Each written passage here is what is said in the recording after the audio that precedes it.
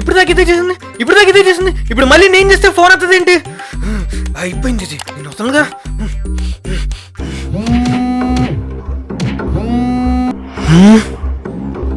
ఏంటి ఫోన్ ఎత్తద్దు?